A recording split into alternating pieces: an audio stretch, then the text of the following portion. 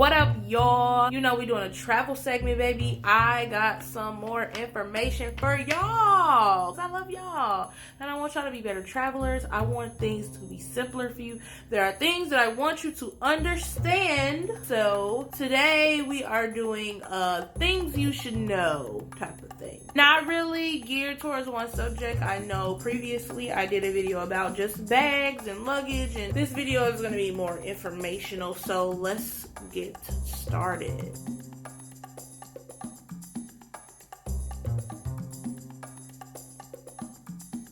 The first thing that we are going to talk about is the bag room. The bag room is the place where all the bags go when flights are getting ready to go out or they're not going out just yet. Bag room is where your bags go for like when you have layovers, when you arrive early, when your flight is not boarding. That is where your bags go. Now the bag room is like this big old room, right? I want you to imagine like a bowling alley. Now this bowling alley got lanes on both sides, and then the center part is where you can walk down, and that's where they have like the little thing where you get your shoes. They might have like a drink station. That's where your bathrooms are, you know, whatever.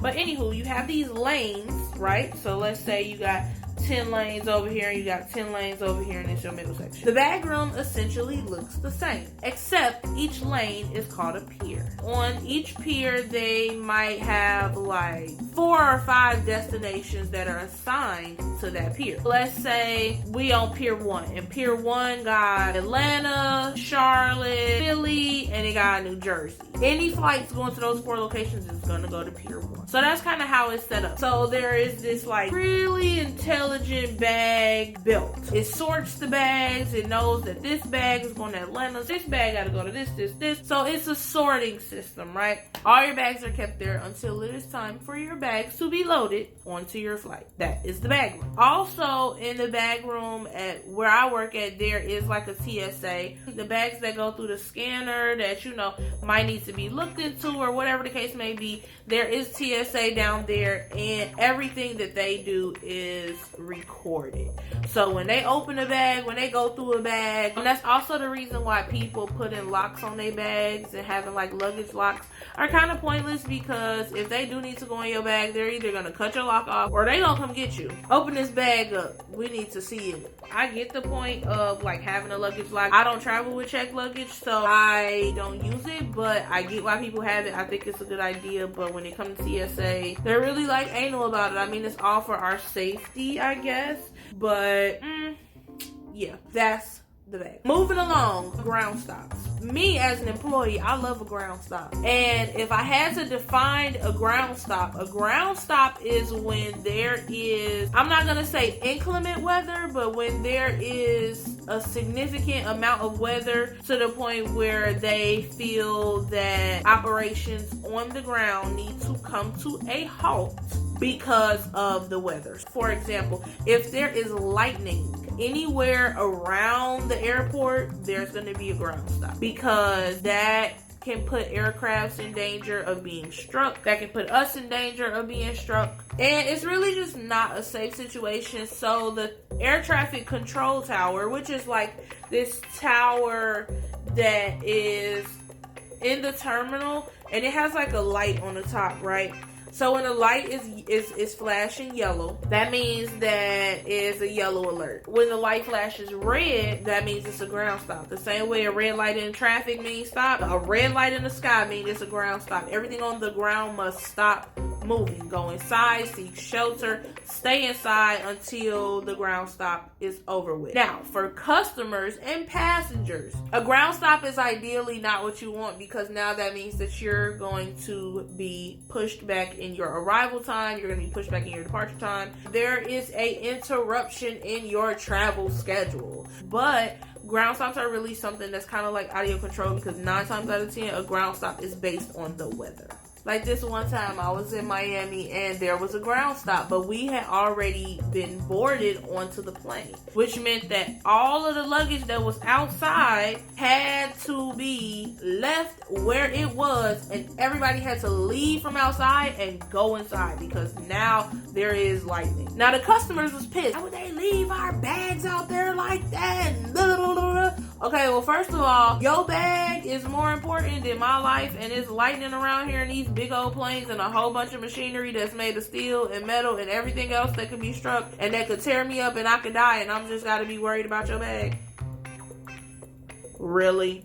It's gonna be a no. With that being said, I probably should have put this in the other video as well about the bags. You want to make sure that your bag is weatherproof. If it rains, if it snows, that's why I be telling people like cloth bags are very traditional, but I think they're like a very bad idea, because if it rains or snows or your bag get dropped in a puddle or it's de-icing fluid on the ground and your bag gets sat in it, you're gonna be upset because everything in your bag is gonna be destroyed if your bag is not a type of bag that is built for weather conditions. So you kind of want to make sure that, you know, you have a bag that is multi-purpose in that sense as well, that if there are any weather conditions, that your items that are on the inside are going to still be in the conditions that you put them in when you packed your bag.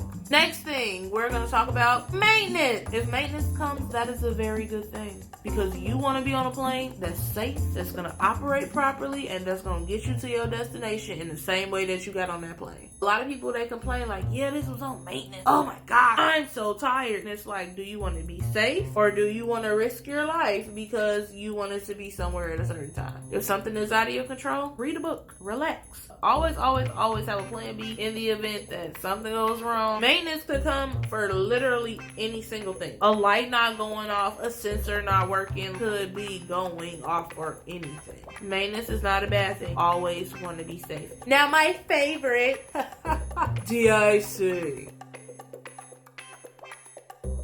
So de-icing is the process of getting off any contaminants.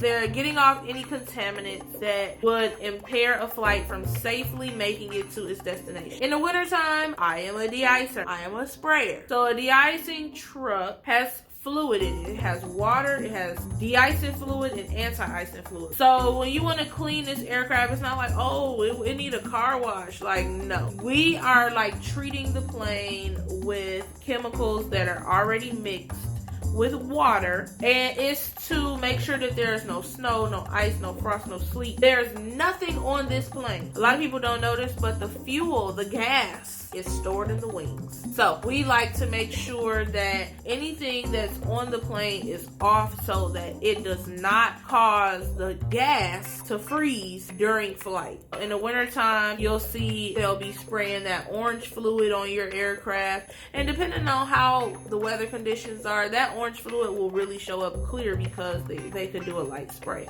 But it's an orange fluid, and then there's also a green fluid, which is what we use in my airline now. I don't really know if de-icing fluid comes in other colors, but ours is orange and green. The water is automatically mixed. The truck is a smart truck, so it mixes it for you based on the temperature outside, so that it comes out at like between 145 degrees and 160 degrees, just to make sure that everything is off. I love de-icing. I love de-icing. I love de-icing. The last two things we're gonna talk about, and these are my pet peeves, when the plane parks and buddy passes, because I literally get this all the time and it frustrates me. Number one, when the plane parks, sit down, because you can't go nowhere. You literally can't go anywhere. Let me tell y'all what's really happening outside while y'all are standing up for 5 to 7 minutes because you can't get off of this plane. The door is being opened, and depending on what kind of plane it is, when that door opens, it either is some stairs or it's one of them doors that open to the side, and you really can't do anything. You have to wait until they pull the jet bridge up to the plane, hook up. Some of them have this like little bridge thingy that they stick in there for you to walk across, like a little mini ramp, and then others, they just have the jet bridge that can pull up really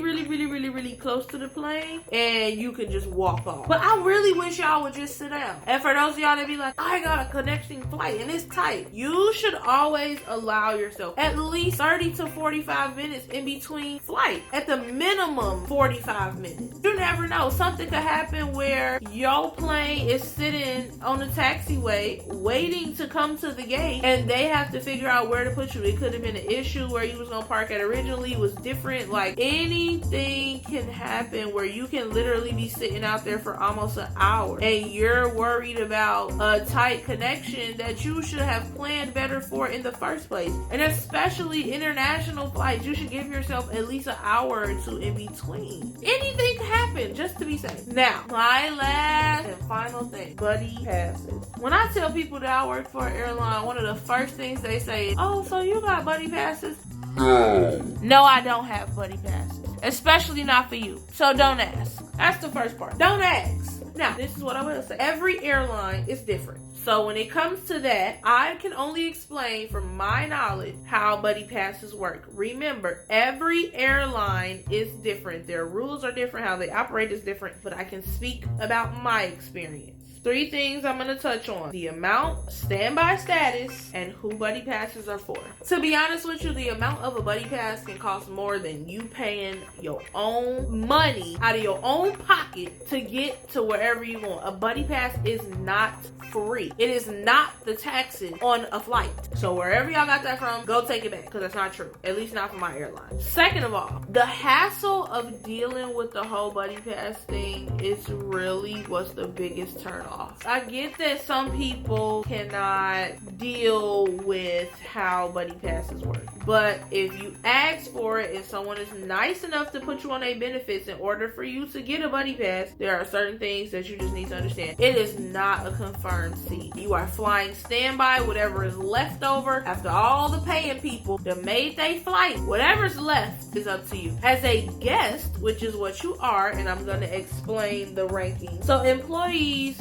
we rank at like, I'm gonna just say we rank at like maybe a level 2. Now if we wanted to be a level 1, we have like level 1 passes, but you only get so many of those a year, and those are only for you and your spouse. Buddy pass people are like a level 3. You're literally at the bottom of the list of everybody who is also flying standby. You're at the bottom of the list. So before they can even get to you, they gotta get to everybody who is in front of you. And depending on where you're going, and it's just like, people don't understand this, but I'm gonna explain it. They want to use buddy passes to go to places like Miami, Vegas, Cali, New York. That flight gonna be full anyway. No matter what time of day it is, it's very rare that those flights are wide open. So it's just like, it's really not even worth it. It's not. I would just say, buy your own ticket. Your seat will be confirmed. The stress will be way less. Like having to be like going back and forth with the person who gave you the buddy pass. Am I gonna get on? Am I gonna get on? What's gonna happen to my bag? How does this work? What's gonna happen with this? And then what about this? And then what is this? And then like, it's really not worth the hassle. I don't care if they gave me 1,000 buddy passes every year. I ain't got none, because I just don't feel like being bothered with the jillion questions. And the last thing I'm gonna touch on, buddy passes are not for your friends. If I know you and I'm willing to allow you a buddy pass, that's for you and you only. Not for your friend, not for your best friend, not for your cousin, not for your cousin friend or your friend of a friend of a friend. Girl, boy, no. It's gonna be a no. It's actually gonna be a hell no. I hope y'all enjoyed this video. I hope I was able to give y'all a little bit of insight on a few things. If you like this video, go ahead and give it a thumbs up. Make sure your post notifications are turned on so that when the next video comes, bloop dinkity, you got the notification on there. You know what I'm saying? If you have any questions, you have any other things you want to know, something that I didn't address, please leave them in the comments below and I will address them. If I need to do a Q&A video to answer everybody's questions, I definitely will. Comment, like, and subscribe. Boop. That was me turning on a notification bell. Boop. And I will catch y'all on the flip side. Peace out.